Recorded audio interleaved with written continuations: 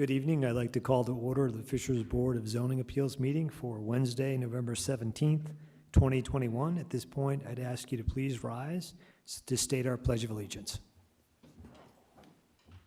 Pledge allegiance to the flag of the United States of America and to the republic for which it stands, one nation, under God, indivisible, with liberty and justice for all. Secretary, would you please call the roll? And real quick, I just wanted to do a quick reminder that if you all could remember to turn your mics on when speaking, it just helps with the audio and the live stream. We've just had some issues with other boards and commissions in the past. Thank you. Thank you. Mr. Ferrucci. Here. Mr. Grinslade. Here. Mr. Stevenson. Here. Thank you. Very good. We have a quorum. Do we have a motion to approve our previous minutes? I would move that we approve our previous minutes. Second. All in favor? Aye. Aye. Minutes approved. At this point, I'll open the public hearing. Our first case is case VA 21-48, McClellan Accessory Structure. Scott Lumpkin with Aspen Outdoor Designs, Inc., on behalf of Sonia and Scott McClellan, is requesting a variance of development standards to allow for the construction of an open-sided roofed structure 7 feet from a side property line, as opposed to the setback of at least 10 feet required by the Fishers UDO. The site is zoned R2 and is located at 10609 Geist View Drive, located on the southeast side of Geist Reservoir and west of Oleo Road. May I ask the petitioner to approach the podium and state their name and address, please?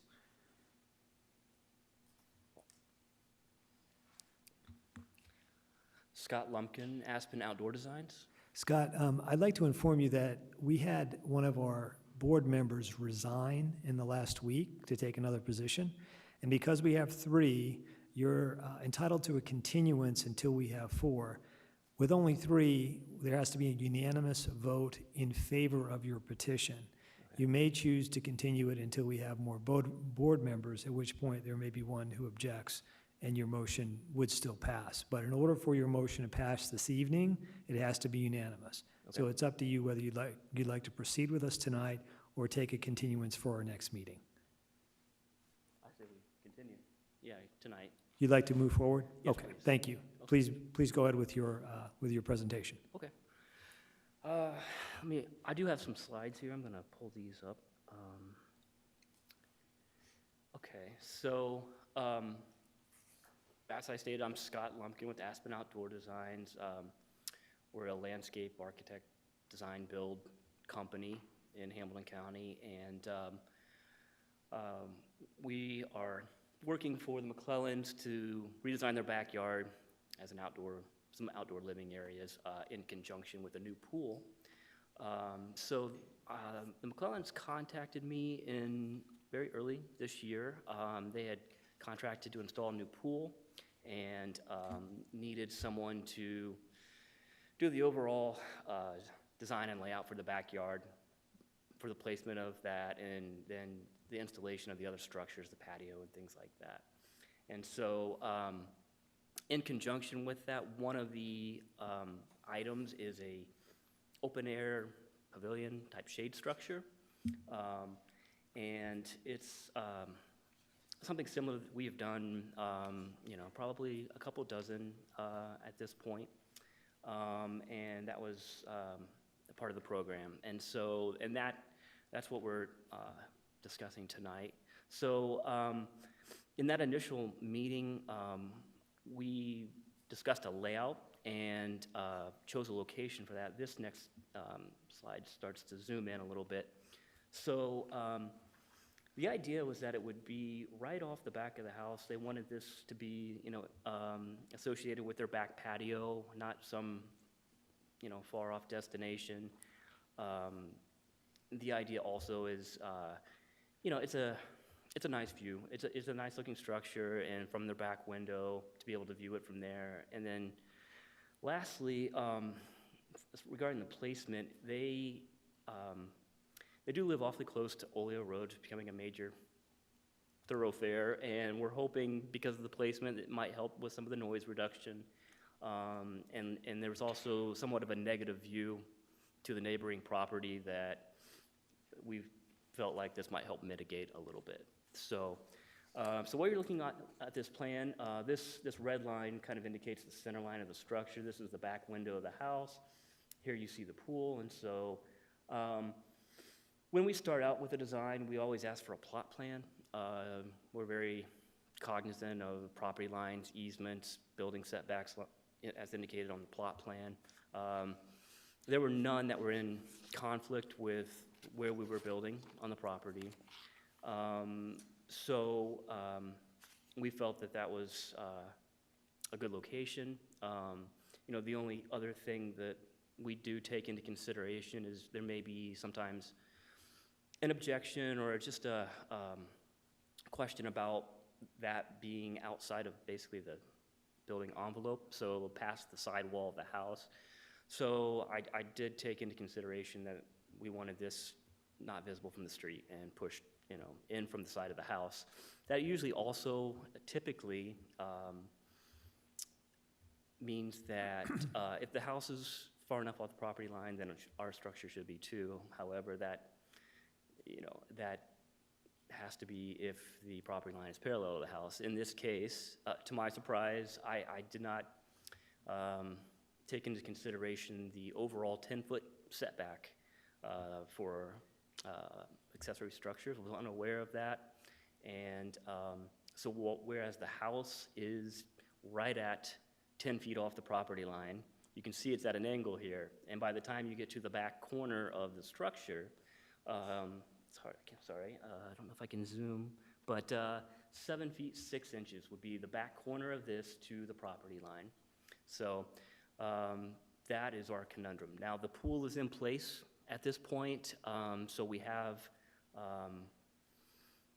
unfortunately, we were sort of restricted on where it can go and the movement of it, and so that's why we've chosen to ask for a variance for this location.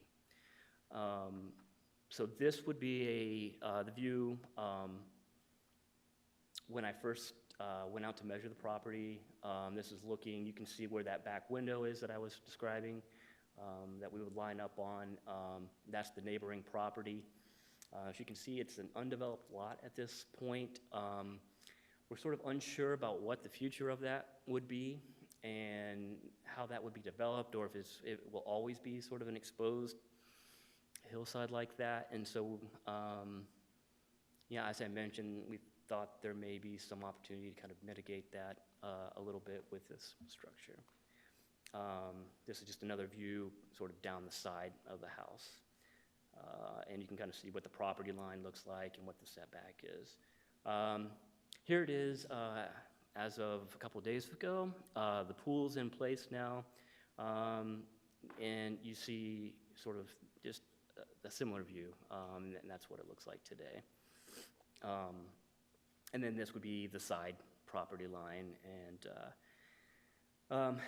the reason I wanted to show this was also that I just wanted to reiterate that the structure is, to the right as you're looking at this of the side of the house, and so it's really just a matter of how the property line angles in as you get towards the back of the property. And then lastly, this is what we're describing. So this is what we're going to be building. These are a couple of other examples of what we've done. It's basically cedar construction, shingles to match the house, block wall, and size on the structure is about 14 by 14 feet. So that is what it would be, and this is sort of an overhead view of what the finished project should look like. Thank you, Mr. Lupkin. You're welcome. At this time, I'll open the public hearing. If anyone is here to speak on petition VA 21-48, I'd ask you to please approach the podium. Seeing no one, I'm going to close the public hearing and ask staff to present.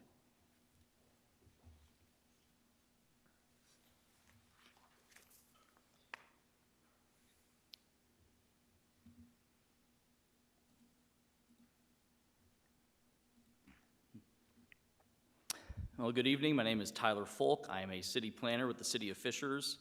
I am presenting the staff report on VA 21-48, the McClelland accessory structure. So the petitioner is Scott Lumpkin, who just presented.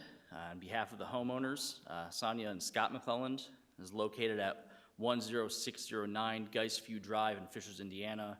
That is in Springs of Cambridge, Section 9, and the zoning is R2. So existing in conditions, a new pool was permitted for this site in August of 2021. That met all R2 development standards.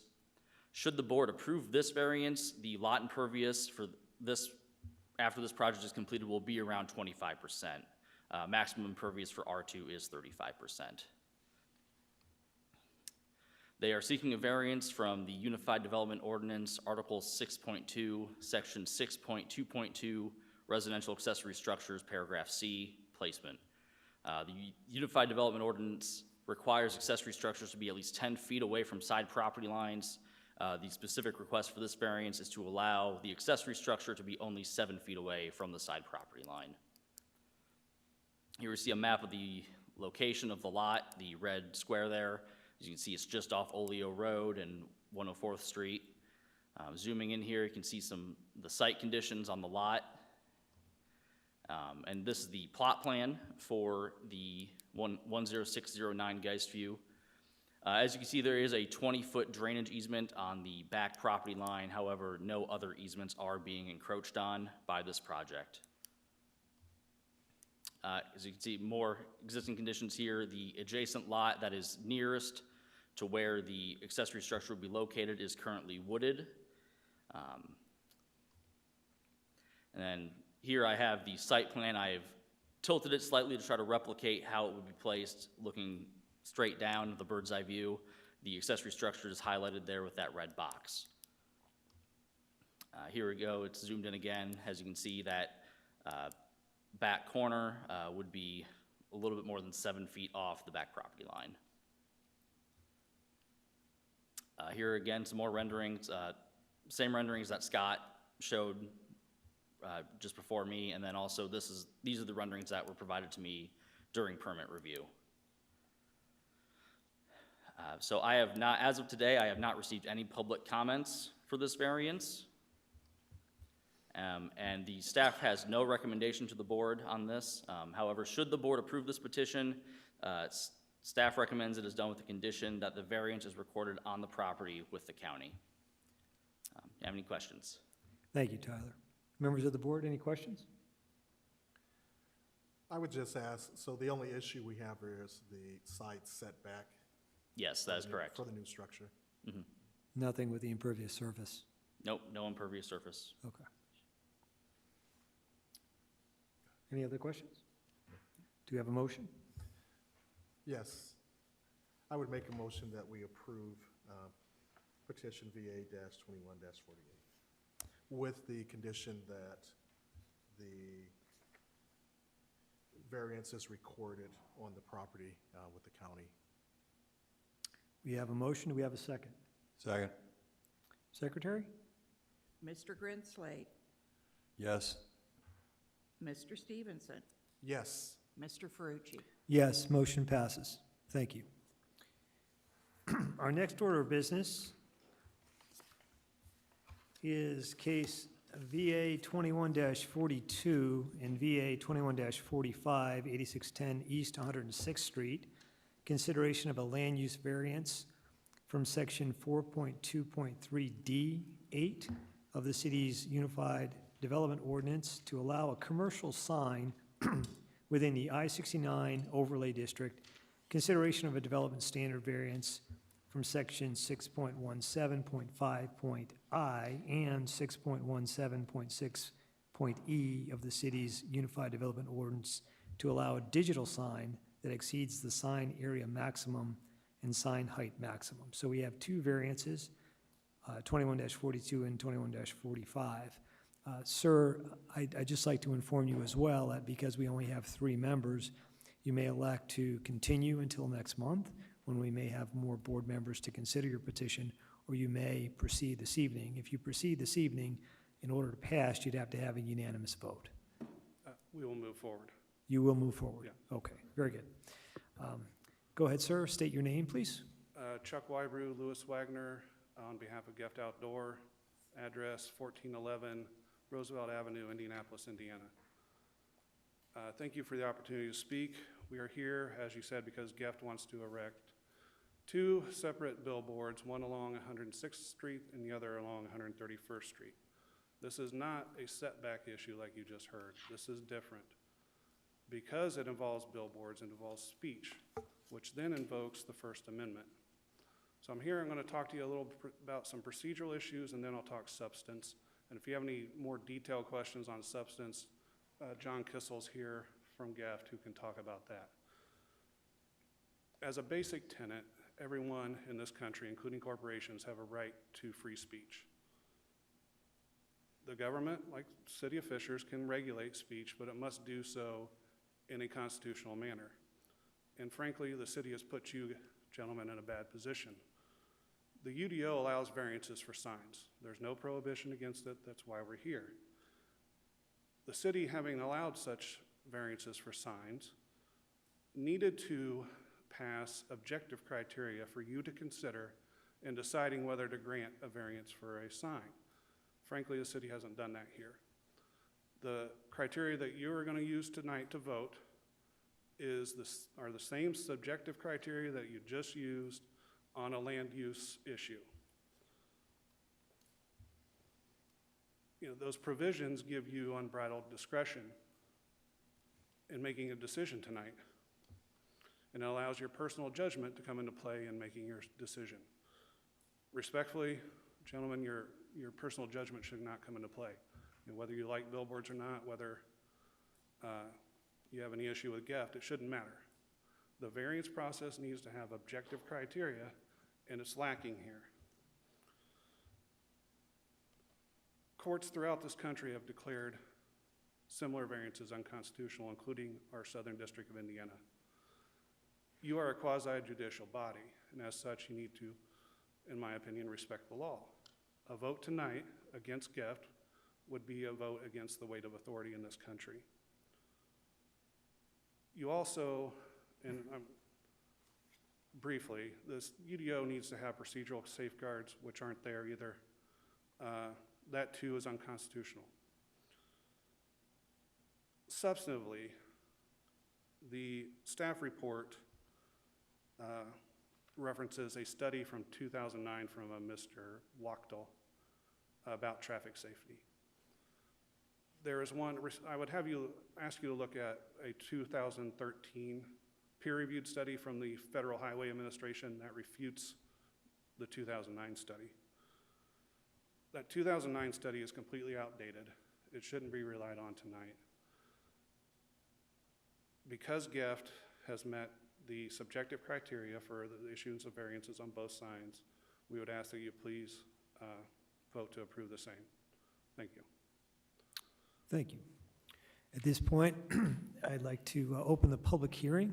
If anyone is here for the public that wishes to speak on this variance, I'd ask you to please approach the podium and state your name and address. And I do want to be clear, just because the petitioner, you had mentioned 2 signs, and so the case that this public hearing is for VA 21-42 and VA 21-45, which is the sign that is on 106th Street, correct? I'm sorry, yeah, I thought we were Yes, talking about both of them at the same sir, time. you mentioned both. We're going to treat them independent of one Okay. another, okay? So we're going to finish this variance request, and then we're going to call you back up and do the next one. No problem, I Okay. apologize. That way our record is clear. Okay. Thank you. Sir, if you'd like to approach the podium and state your name. The public hearing. This one is for 106th Street. Okay. Thank you. If anyone is here to speak as to the variance request for 106th Street, please approach the podium. I don't see anyone in the public, although I do think we did get some letters from remonstrators as well. Megan, maybe you could comment on that as you, someone would like to approach. Okay. Ma'am, could you state your name and address, please? Absolutely. Diane DeLuca, 12262 Packers Avenue, Fishers, Indiana 46037. And I know I'm much more interested in the next one we're going to talk about. However, my question to you is, what is the height of the sign at the 106th Street? What is the square footage of the sign? And what are the nearby residential communities that will be affected by the ambience of the light, the sign 24/7? Well, ma'am, this is an opportunity for you to comment on the variance request. It's not an opportunity for us to be answering questions for you. But I can tell you that the variance requested here is extremely similar to the one at 131st Street. So the sign would be a similar size. So that would be 70 feet high and 672 square feet in area. If you have specific questions about 106th Street, I think you take them up with the staff, ma'am. My only query there is, does it affect any residential areas? So, okay. Okay. Yeah, I'm asking staff to present at this point. Yeah, so we can address that in our presentation. We can address those questions in our presentation. Okay, thank you. At this point, I'm just going to note that there were letters of remonstration during the public hearing. No other individuals wish to speak. I'm going to close the public hearing and ask staff to present.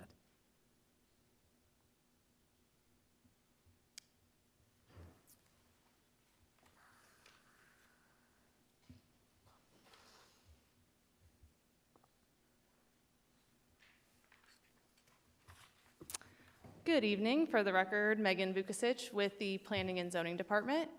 So as stated, this item before you is for a land use and development standards variance. So the petitioner is Geist Outdoor, who provided the presentation. The current zoning of this property, which is located at 8610 East 106th Street, is currently zoned I-1 industrial and is also within the I-69 overlay. The existing land use is an industrial warehouse. So the specific request, as mentioned, it's a land use variance, and so the land use that is not compliant with our UDO is that it is a commercial sign within the I-69 overlay. And then the development standards variance that's being requested, there's two parts to this, or I guess three parts to this. One is that it is a digital sign, which is not allowed within the UDO. The other is that it exceeds the sign area maximum and the sign height maximum that the UDO currently allows. So here is the proposed site plan. The proposed sign is located here in the southwest corner. It is located 5 feet off of the property line, which is compliant with the setback requirement. Here's just a zoomed in image of that proposed sign location. And then here is the proposed elevation. So the proposed sign will have two sign faces, one that faces I-69 northbound traffic that is proposed to be externally illuminated, and one that faces I-69 southbound traffic, which is proposed to be digital. As mentioned, digital signage for the proposed sign is prohibited within the UDO. The proposed sign is 70 feet tall, and each sign face is 672 square feet. The proposed sign height and sign area exceeds the maximums of the UDO. The proposed use, which is a commercial sign, is prohibited within the I-69 overlay. A commercial sign is defined as a sign whose display area is sold or leased. We did receive a remonstration from one of the adjacent property owners, and so that's identified. It's kind of small here on the screen, but here with this red dot. So this piece of property, which is currently under contract by Envoy 106 Fishers LLC for a new proposed development. We did receive a letter which was forwarded to you all, so you should have received that. And I've just got a quote here from the letter. So it says, "We strongly object to the proposed variances for both safety and aesthetic reasons. The proposed sign will create visual blight for the surrounding area, and the lighting and digitization of the billboard will distract drivers. The City of Fishers has worked hard to create a community that enhances economic opportunities, and we strongly believe that this sign will detract from those goals." Again, this is taken from that letter, but you guys were provided the full letter in the context of that, and that'll also be put on public record. So staff does recommend denial of both of these variance applications. So first, the Fisher's 2040 vision for this area, it is identified in our land use plan as an employment node, which is intended to establish areas for large office buildings, providing regional employment with opportunity to integrate employment serving mixed uses. The proposed use does not align with this vision. Additionally, this is within our Interstate 69 overlay district. The purpose of this district is to limit certain uses that could negatively impact the aesthetic image and economic opportunities for properties that have limited access along the I-69 corridor. The proposed use and sign do not align with this vision. And then, as was included in the staff report, there were 3 studies that were included for reference. So I just want to highlight that, but that's where what I'm about to say is taken from. So the City of Fishers has a goal of improving traffic safety and the appearance of the city. Constantly changing images, interactivity, and bright lights poses a safety risk to drivers, passengers, and other vehicles. The lighting and digitization of the digital billboards distracts drivers. And this is a quote taken from one of the studies. Electronic billboards represent a significant threat to traffic safety due to their designed-in distracting nature, which has been demonstrated over and over again in well-designed traffic studies. The proposed sign poses a distraction and safety concern for displaying large attention-getting images. In addition to these concerns with the appearance, there are concerns with appearance and community aesthetics, and there are important issues of visual blight and light trespass on the neighboring properties associated with the sign. One of the community comments was the surrounding residential areas, and so there is an apartment community directly to the east that would potentially be affected by this proposed variance, and I can pull that up on an image here just to highlight that proposed residential to give you guys an idea of that impacted area.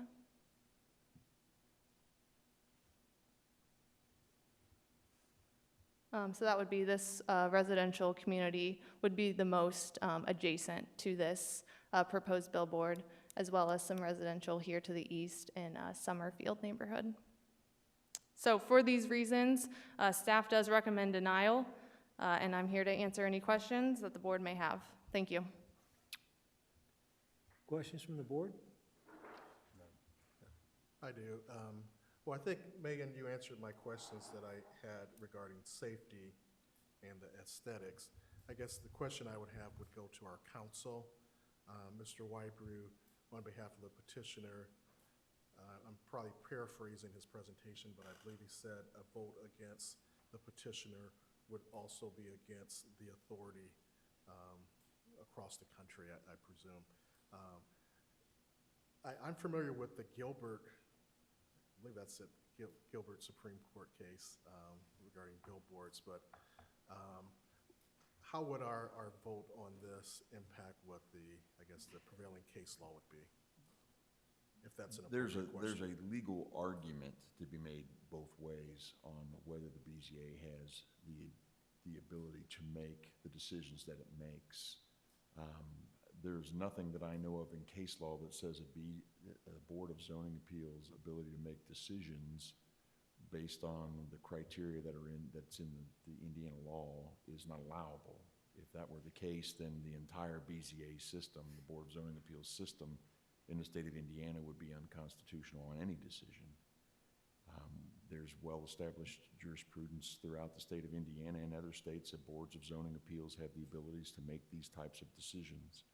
And whether that decision directly impacts freedom of speech is, in several cases, none of which I could quote for you today because I hadn't prepared to do so, but there is a Supreme Court case working right now on the issue of whether municipalities can legislate and whether boards of zoning appeals can make such decisions as these, whether these UDOs that we have or our laws restrict freedom of speech, or whether they're just time, place, and manner restrictions, and there are multiple cases in multiple jurisdictions on the topic. Where it stands for the three of you today is that this board has the ability to make the decisions as to whether you will grant these decisions or grant these variances, and if you choose to do so or choose not to do so, There's an appeal right, which then goes through the court process and eventually works its way up through the appeals, and the constitutional issues get answered there. It's not the purview of this board to determine whether you can constitutionally decide an issue or not. It's the purview of this board to decide based on the factors you always decide on any variance case. Thank you. Any other questions from the board? Do we have a motion to approve or deny this petition? I'd make a motion that we deny variance VA 21-42 and VA 21-45. We have a motion to deny. Do we have a second? I'll second. Secretary, you call the roll, please. Mr. Grinslade, Not approved. Mr. Stevenson, Yes.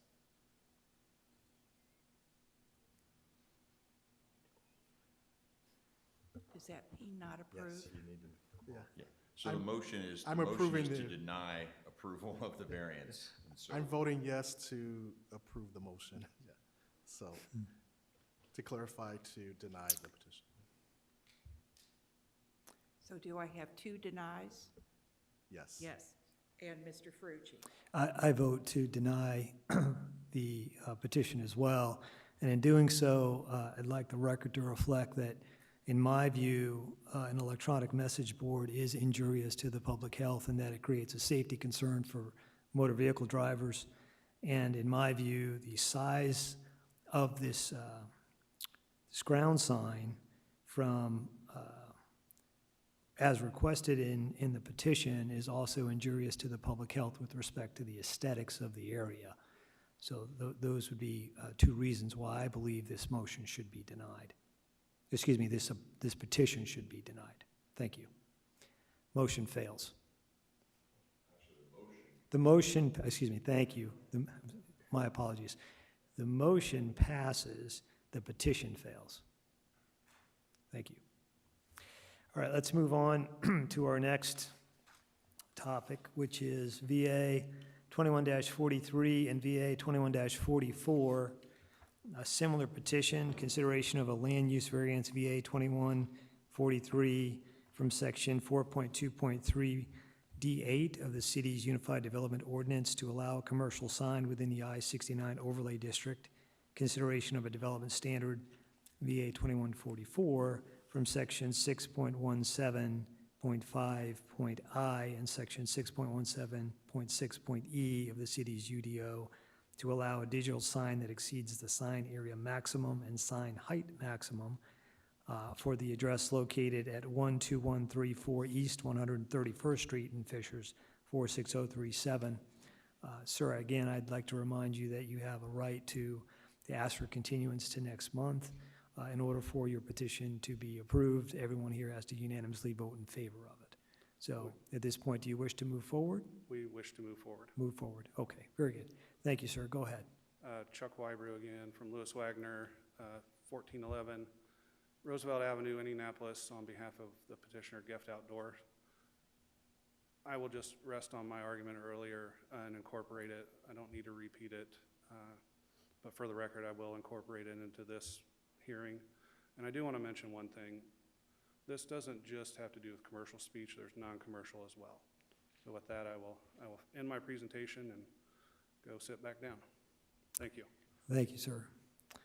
Petitioner has stepped away. At this point, I'm going to open the public hearing. If anyone is here to speak on VA 2143 and VA 2144, I'd ask you to please approach the podium and state your name and address, and please proceed. My name is Joel Taylor.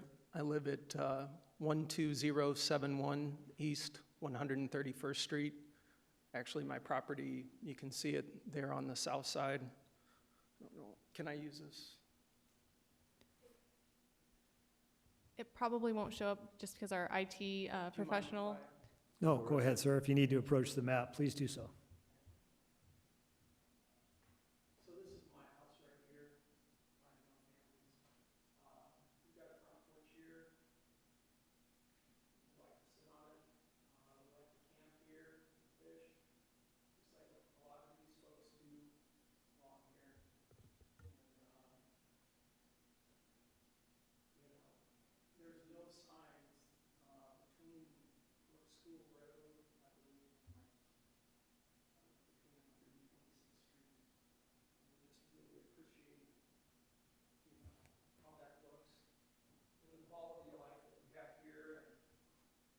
concerned, as well as the other residents, of the light contaminating the area and our property values. So,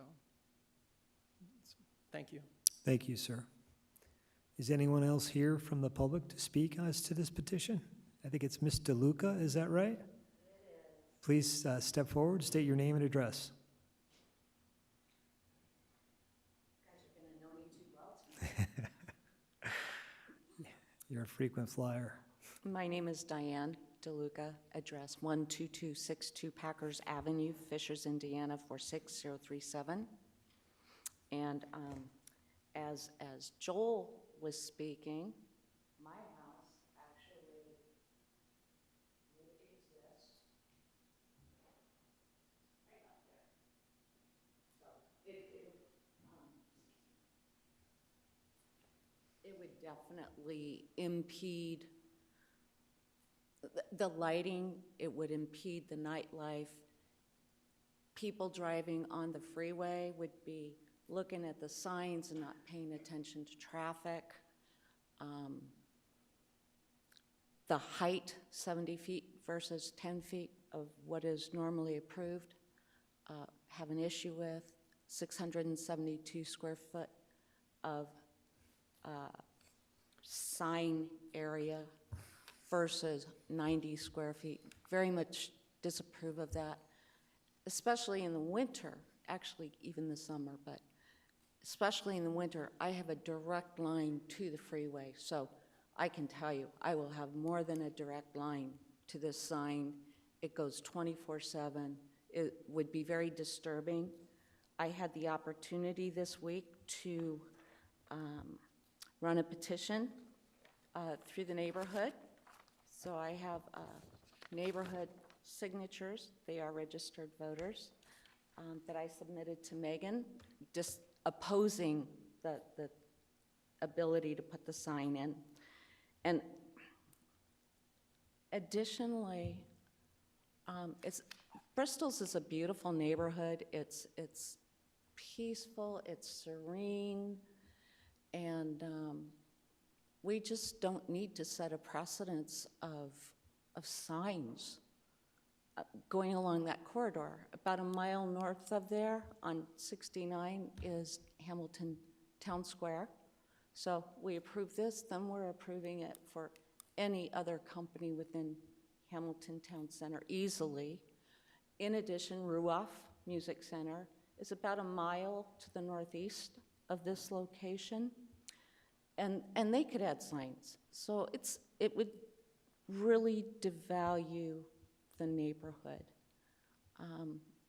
So for those reasons, I am sincerely opposed to taking a beautiful neighborhood and devaluing it. It's beautiful. They're young families. There's lots of children, and we just like our place. It's peaceful. It's serene. I thank you for your time. Thank you, Ms. DeLuca. Anyone else here from the public wish to speak on this petition? I do note that we did receive letters of remonstration as to this petition as well. At this point, I'm going to close the public hearing and ask staff to present.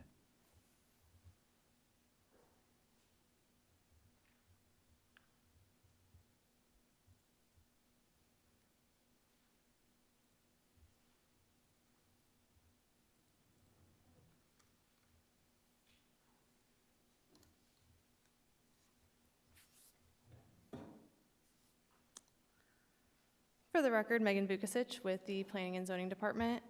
Again, this is for a land use and development standards variance for the property at 12134 East 131st Street. So similar to the last item, the petitioner is Geist Outdoor LLC. The proposed property in this case is zoned C3C and is within, and that C3C is commercial with conditions, so that was approved years ago to commercial with conditions, and then is also in the I-69 overlay. The existing land use is a exempt religious use. So the land use variance, similar to the last case, they are requesting to allow a commercial sign within the I-69 overlay, as well as a development standards variance to allow a digital sign that exceeds the sign area maximum and sign height maximum. This is the proposed site plan. So you can see the sign is located here north of the existing structure. Similar to the last sign, it's proposed to sit 5 feet off of that northern property line. Here is a zoomed in rendering. So the proposed sign has 2 sign faces. Both are proposed to be digital. Digital signage is prohibited within the UDO for this proposed sign. This sign is 70 feet tall, and each sign face is 672 square feet. This exceeds the sign height and sign area maximums. The proposed use, which is a commercial sign, is prohibited within the Interstate 69 overlay. A commercial sign is defined as a sign whose sign area is sold or leased. So we have received several letters of remonstration. So this highlights where those properties were located, where we received that remonstration.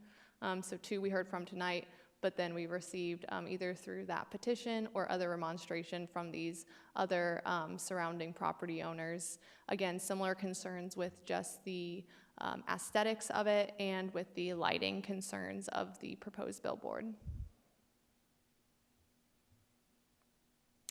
Staff does recommend denial of VA 2143 and VA 2144.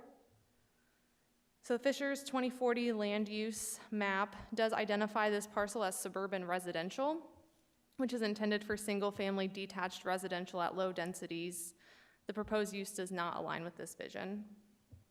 Similar to the last case, this is within the Interstate 69 overlay district, which is, the purpose of that overlay is to limit certain uses that could negatively impact the aesthetic image and economic opportunities for properties that have limited access along the I-69 corridor. This proposed use and sign do not align with that vision. And then I won't go into, again, the concerns I mentioned with the last items. I'd just like to be on the record for this item as well. So those studies that I mentioned and the concerns with the visual blight and the traffic safety are the same concerns we have for this sign. So staff does recommend denial of these petitions and are here to answer any questions that you may have. Thank you. Thank you, Megan. Members of the board, any questions for petitioner or staff? I don't have any questions. No? Okay. Seeing no questions, do we have a motion to approve or deny the petition? I make a motion to deny VA 21-43 and VA 21-44. We have a motion. Do we have a second? Second. Very good. Secretary? Mr. Grinsley, Not approved. Mr. Stevenson, Not to approve. Mr. Ferrucci. Again, not to approve, so the motion for denial is passed. The petition fails. Very good. All right. And seeing no other matters of variance matters before, I think we have one item that has to do with meetings for next year, one item of new business. Yes, so you should have received the meeting schedule for 2022 from Kay, and so if there's any questions on that meeting schedule, just please reach out to me and we can help answer those. Great. Thank you very much. Do you have a motion to end our meeting this evening? I make that motion. Great. Second. All in favor? Aye. Meeting adjourned.